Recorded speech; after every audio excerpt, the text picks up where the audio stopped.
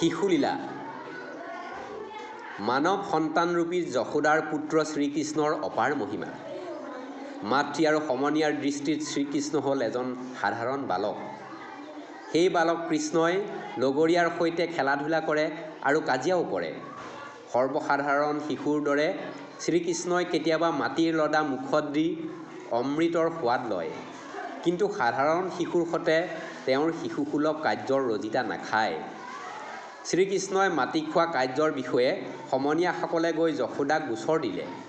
মাতৃ যশোদাই মাটি খোৱাৰ সত্যতা নিৰূপণ কৰিবলৈ গৈ শ্ৰীকৃষ্ণৰ মুখগহ্বৰত মাটিৰ লদাৰ সলনি দেখা পালে সমস্ত জগত। মহিমাময় শ্ৰীকৃষ্ণৰ এই ৰূপ মহাপুৰুষ শ্ৰী শ্ৰী শংকৰদেৱে শিশুলীলাৰ মাধ্যমেৰে ৰসালকৈ ব্যক্ত কৰিছে। এহি মতে ব্ৰজে আনন্দে হৰি কৰন্ত ক্ৰিয়া শিশু ৰূপ ধৰি যত গোপ শিশু বলাই আদি সবে ভৈল গয়া কৃষ্ণৰ বাদী। যশোদাৰ আগে দিলে কখল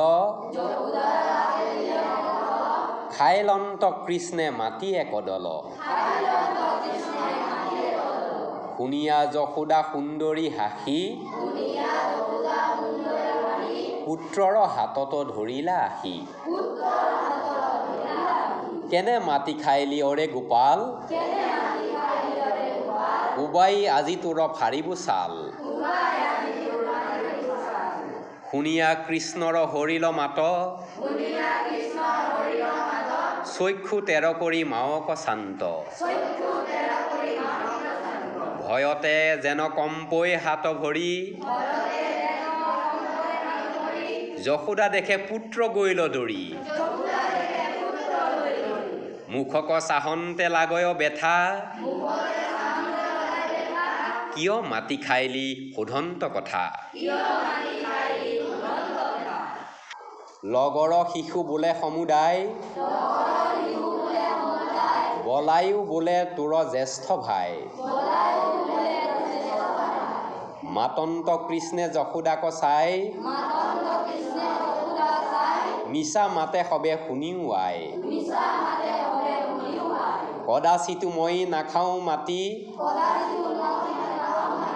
দাদা বলভদ্ৰে মাতন্ত ঘাটি।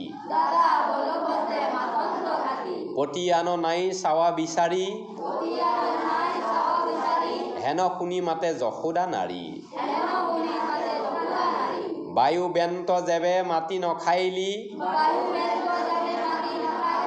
শুনিয়া শিশু ৰূপী বনমালী। চৱা মুখ মেলি মাওক মাতি বাইলন্ত বেন্ত প্ৰকাশিয়াতি।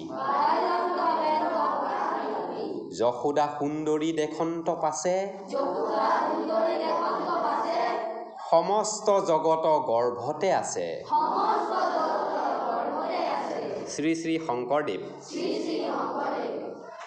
উৎস মহাপুৰুষ শ্ৰী শ্ৰী শংকৰদেৱ আৰু শ্ৰী শ্ৰী মাধৱদেৱ বিৰচিত কীৰ্তন ঘোষা আৰু নামঘোষাৰ পৃষ্ঠা 193 প্ৰকাশক লয়াৰ্ছ বুক ষ্টল।